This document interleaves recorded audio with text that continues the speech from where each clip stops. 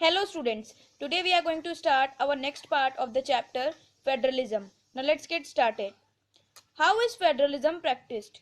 Federalism कैसे practice में आया, ठीक है, कैसे प्रैक्टिस किया जाता है इंडिया में. The real success of federalism in India is attributed to its nature of democratic politics. जो रियल सक्सेस है फेडरलिज्म की इंडिया में वो क्या है, उसके फीचर, ठीक है, nature of democratic politics. Have a look at some of the major ways in which federalism is practised in India. अब हम देखेंगे कि कुछ तरीके हैं जिससे फेडरलिज्म हमारे इंडिया में प्रैक्टिस की जाती है. Linguistic states. The creation of linguistic state was the first and a major step for democratic politics in India. जो क्रिएशन थी लिंग्विस्टिक स्टेट्स की वो थी फर्स्ट और सबसे बड़ी टेस्ट डेमोक्रेटिक पॉलिटिक्स की इंडिया में. From 1947 to 2017 many old states have vanished. 1947 से लेकर 2017 तक अगर देखें तो बहुत सारे पुराने राज्य अब खत्म हो चुके हैं and many new states have been created, और बहुत नए राज्य बनाए भी जा चुके हैं. Areas boundaries and names of the states have been change. एरिया का नाम हो, बाउंड्रीज का नाम हो, ठीक है, स्टेट्स के नाम हो, वो सारी चीजें अब चेंज हो चुकी हैं. Some state have been formed of the people who speak the same language. कुछ स्टेट्स तो उस बेसिस पे उनका नाम रखा गया है जिस लैंग्वेज में पीपल वहाँ के लोग बात करते हैं. These states are known as linguistic state. और ऐसे स्टेट्स जो लोगों की भाषा जो भी है उससे रिलेटेड नाम रखे गए हैं उन स्टेट्स को लिंग्विस्टिक स्टेट्स कहा जाता है. Language policy. A second test for Indian federation is the language policy. दूसरा जो मेजर टेस्ट है, ठीक है, इंडियन फेडरेशन का वो है language policy. Hindi was identified as the official language. Hindi को एज ऑफिशियल लैंग्वेज माना गया. बिसाइड हिंदी, हिंदी के अलावा देयर आर 21 अदर लैंग्वेजेस. 21 दूसरी लैंग्वेजेस है रिकॉग्नाइज एज शेड्यूल्ड लैंग्वेज. उन्हें भी शेड्यूल्ड लैंग्वेज के तौर पे रखा गया है by the constitution. States to have their own official languages. सभी राज्यों के अपने अपने ऑफिशियल लैंग्वेजेस हैं and government work take place in the official language. और जितने भी गवर्नमेंट से रिलेटेड जितने भी गवर्नमेंट एक्टिविटीज होती हैं वो सभी ऑफिशियल लैंग्वेज से ही होती हैं ऑफ द कंसर्न स्टेट, जिस स्टेट में काम हो रहा हो. Now centre state relation. Restructuring the central state relation is one of more way in which federation has been strengthened in practice. मतलब दोबारा से रीस्ट्रक्चर करना सेंटर और स्टेट रिलेशन का, ये वन मोर वे है, दूसरा तरीका है जिसमें फेडरेशन को स्ट्रेंथ दी गई, ठीक है, प्रैक्टिस के लिए. If no single party gets a single clear majority. अगर कोई सिंगल पार्टी क्लियर मेजोरिटी जिसे ज्यादा बहुमत मिलती है इन द लोकसभा में, the major national parties can alliance with many parties including several regional parties to form a government at the center.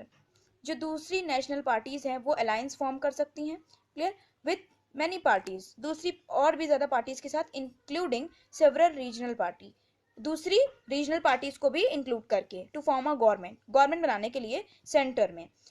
This led to a new culture of power sharing. इससे एक नया culture power sharing का देखने को मिला. And respect for the autonomy of state government. और respect किसके लिए, ऑटोनॉमी के लिए स्टेट गवर्नमेंट के. Decentralisation in India. When power is taken away from central and state government. जब पावर ले लिया गया सेंटर और स्टेट गवर्नमेंट से and given to the local government, और किसे दे दिया गया, लोकल गवर्नमेंट को, इट इज कॉल्ड डिसेंट्रलाइजेशन. इसी प्रोसेस को कहा जाता है decentralisation. The basic idea behind decentralisation is that, जो मेन आइडिया है इस डिसेंट्रलाइजेशन के लिए वो क्या है, there are large number of problem and issues. बहुत ज्यादा प्रॉब्लम्स और इश्यूज क्रिएट हो रहे थे which are best settle at local level, जो अच्छी तरीके से लोकल लेवल पे सेटल किया जा रहा था. Local people can also directly participate in the decision making. इससे हुआ ये कि लोकल लोग भी, ठीक है, वो भी पार्टिसिपेट कर पा रहे थे डायरेक्टली, ठीक है, डिसीजन मेकिंग में. Now, a major step toward decentralization was taken in 1992. एक बड़ा स्टेप लिया गया डिसेंट्रलाइजेशन का किस ईयर में, 1992 में. The constitution was amended to make the third tier of democracy. जो कॉन्स्टिट्यूशन है उन्होंने कॉन्स्टिट्यूशन के अकॉर्डिंग थर्ड टायर अडॉप्ट किया गया डेमोक्रेसी में. मोर पावरफुल एंड इफेक्टिव, जो कि ज्यादा पावरफुल और ज्यादा इफेक्टिव भी था. Here are the key features of three tier democracy. अब ये कुछ मेन फीचर्स हैं थ्री टायर डेमोक्रेसी के. फर्स्ट है, it is constitutionally mandatory to hold regular election to local government body. ये कॉन्स्टिट्यूशन के अकॉर्डिंग मैंडेटरी है, ठीक है, जरूरी है, ठीक है, टू होल्ड रेगुलर इलेक्शन, जिससे ये एम्फेसिस करते हैं रेगुलर इलेक्शन पे कि रेगुलर इलेक्शन होने चाहिए, ठीक है, इक्वल इंटरवल में। Seat are reserved in the elected body, seat reserve रहते हैं इलेक्टेड बॉडीज में, and the executive heads of this institution for the schedule caste, schedule tribe and other backward classes. और जो एग्जीक्यूटिव हेड होते हैं इन institution के, किसके लिए? शेड्यूल कास्ट, शेड्यूल ट्राइब और बैकवर्ड क्लासेस के लिए। At least 1/3 of the position are reserve for women, लगभग 1/3 हिस्सा विमेन्स के लिए रिजर्व होता है। State election commission has been created in each state, हर एक स्टेट में स्टेट इलेक्शन कमीशन को क्रिएट किया जाता है to conduct panchayat and municipal election, जिससे कि पंचायत या म्युनिसिपल इलेक्शन हो सके। The state government are required to share some powers and revenue with local government body, जो स्टेट गवर्नमेंट है उनको चाहिए, वो रिक्वायर्ड होते हैं कि वो शेयर करें अपने पावर्स और रेवेन्यू लोकल गवर्नमेंट बॉडी के साथ, ठीक है, जैसे कि municipal, panchayat. The nature of sharing varies from state to state, और जो नेचर होता है शेयरिंग का पावर का, ठीक है, वो वेरी करता है, अलग अलग होता है state to state. Panchayati raj system क्या है? Rural local government is popularly known as panchayati raj. Rural means village local government को कहा जाता है panchayati raj. Clear? Each village और a group of village in some state has a gram panchayat, हर एक विलेज में या कुछ ग्रुप विलेजेस के ग्रुप में, उनमें एक ग्राम पंचायत होता ही होता है। This is a council consisting of several ward member, इसमें एक काउंसिल होती है जिसमें कुछ वार्ड मेंबर्स होते हैं, ऑफन कॉल्ड पंच, जिन्हें पंच कहा जाता है, एंड अ प्रेसिडेंट और सरपंच, और एक मेन हेड होता है जिन्हें सरपंच कहा जाता है। They are directly elected by the adult population living in a village, इनका चुनाव डायरेक्टली जो बुजुर्ग पॉपुलेशन, बुजुर्ग मेंबर्स होते हैं विलेज के, उनके द्वारा होता है, और वार्ड के द्वारा। Gram panchayat is a decision making body for the entire village, gram panchayat decision making body होती है, ठीक है, जिससे कि वो पूरे विलेज में अपना डिसीजन, कोई भी इशू होते हैं तो उसको सॉल्व करते हैं। The panchayat works under the overall supervision of the gram sabha, panchayat work करती है पूरे सुपरविजन के साथ ग्राम सभा के। कौन सुपरवाइज करता है? Gram sabha. All the voters in the village are its member, जितने भी वोटर्स हैं विलेज के वो सभी ग्राम सभा के मेंबर्स होते हैं। It has to meet at least twice और thrice in a year to approve the annual budget of the gram panchayat. अब ये इसकी मीटिंग होती है एटलीस्ट 2 या 3 बार, ठीक है, पूरे साल में, जिससे कि एनुअल बजट ग्राम पंचायत का डिस्कस हो सके, and to review the performance of gram panchayat, और ग्राम पंचायत की क्या परफॉर्मेंस है, अच्छी है या कोई प्रॉब्लम है, तो ये सारी चीज़ को एनालाइज करने के लिए, उनकी परफॉर्मेंस को ग्राम पंचायत की रिव्यू के लिए भी, ठीक है, मीटिंग्स होती हैं ग्राम सभा की ना। फिर ग्राम पंचायत ग्रुप टुगेदर, जब ग्राम पंचायत को ग्रुप किया जाता है एक साथ, दे फॉर्म अ पंचायत समिति, ये क्या फॉर्म करती है? पंचायत समिति, या फिर ब्लॉक या फिर mandal. The member of panchayat samiti representative are elected by all the panchayat member in that area, जो मेंबर हैं पंचायत समिति के रिप्रेजेंटेटिव, ठीक है, वो इलेक्ट किए जाते हैं पंचायती मेंबर्स के द्वारा, ठीक है, उस एरिया में।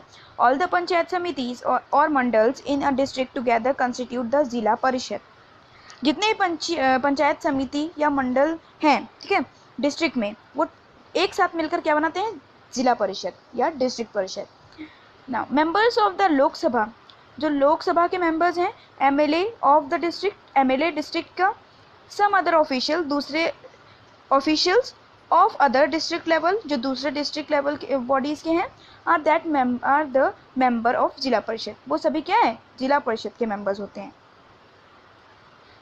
जिला parishad, district level, now next is panchayat samiti block level, and last is third most gram panchayat village level. Now municipalities, as gram panchayat is for rural areas, अब जबकि ग्राम पंचायत विलेज एरियाज के लिए होता है, similarly we have municipality for urban areas, तो इसीलिए म्युनिसिपैलिटीज होती हैं अर्बन एरियाज के लिए, मीन्स टाउन एरियाज, ठीक है, सिटी एरियाज के लिए म्युनिसिपैलिटीज होती हैं। Big cities are constituted into municipal corporation, जो बड़ी सिटीज़ होती हैं वो म्युनिसिपल कॉर्पोरेशन के अंडर आती हैं। Both municipalities and municipal corporation are controlled by elected bodies consisting of people's representative. दोनों जो म्यूनसिपैलिटी है और म्यूनसिपल कॉर्पोरेशन है वो कंट्रोल किए जाते हैं इलेक्टेड बॉडीज़ के द्वारा, जिसमें लोग रिप्रेजेंटेटिव्स होते हैं, ठीक है। The municipal chairperson is the political head of the municipality. जो म्यूनसिपल चेयरपर्सन है पॉलिटिकल, वही क्या है, पॉलिटिकल हेड है म्यूनसिपैलिटी के।